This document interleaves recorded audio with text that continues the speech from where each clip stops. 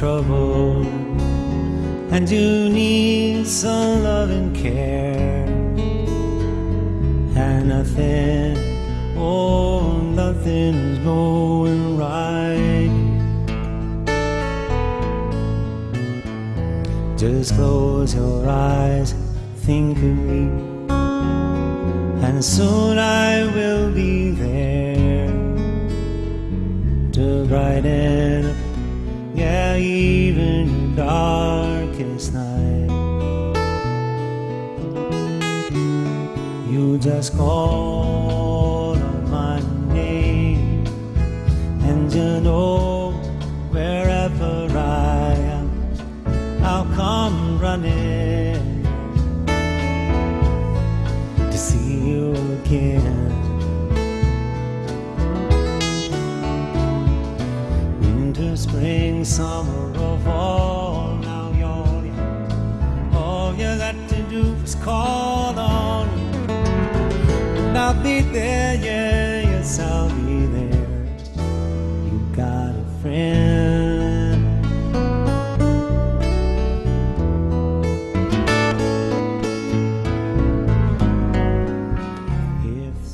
Right, the unrightable wrong, to love pure and chaste from afar, to try when your arms are too weary, to reach the unreachable star.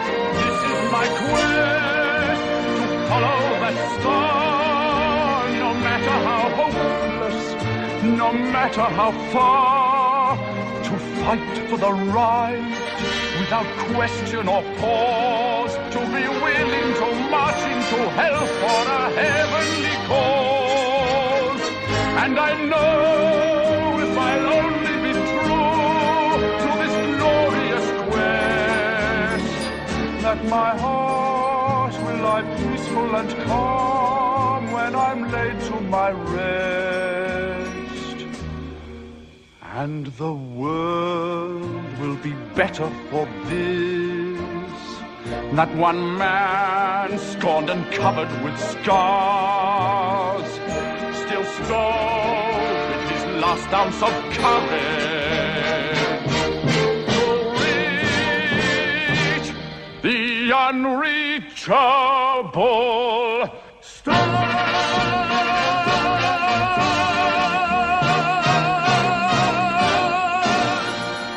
Hello, I'm John Thomas. St. Petersburg, Florida is leaping into the international art world with a one-of-a-kind exhibition.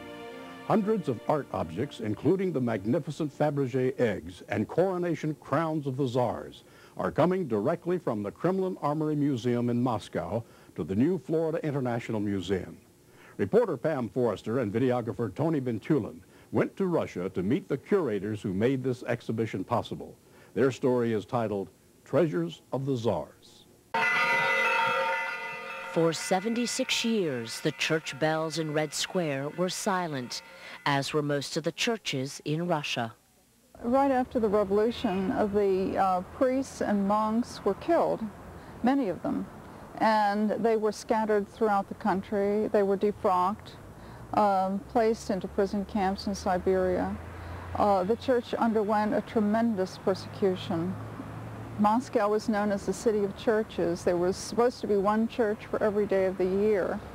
During the time of communism, when I was there in 1980 studying, there were only a handful of working churches, as they call them. There were many churches that were used as warehouses, as barns for animals. They were desecrated.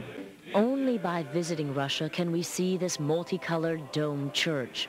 For those not fortunate enough to make that journey, clothes from Catherine the Great's wardrobe, dishes from the Tsar's tables, and the 17th century armor that young Peter I wore are leaving the Kremlin on an historic trip to the United States. 265 objects have been chosen for the Treasures of the Tsars exhibition in St. Petersburg, Florida. It was selected according to a historical theme which is very unique for the period of Russian history in which Russia finds itself today. Specifically, it's dealing with the Romanov period of the last 300 years, 1613 to 1913.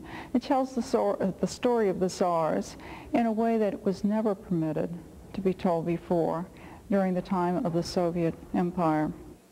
A centerpiece of the exhibition is a Fabergé egg with tiny portraits of the Tsars encrusted in gold and enamel. It is a family photo album for the Romanovs made in 1913. It's a final snapshot of these rulers. Not long afterwards, the family was assassinated at the beginning of the Communist Revolution. The so-called loving cups. Loving cup. That was a tradition in Russia to recall those who had passed away by filling a cup of that shape and passing it round the table. Everyone sitting at the table who gathered at the table to recall, to pay respect to the person who passed away had to drink of this cup. Since it was passed around the table, everyone with love drink what was in there, and usually that was alcoholic drink. The loving cup is very special because it has a very tender meaning written in Cyrillic around the upper rim of the cup. It said, this cup is metal and it will bend but never break, just like love. Love will bend, but it can be mended too.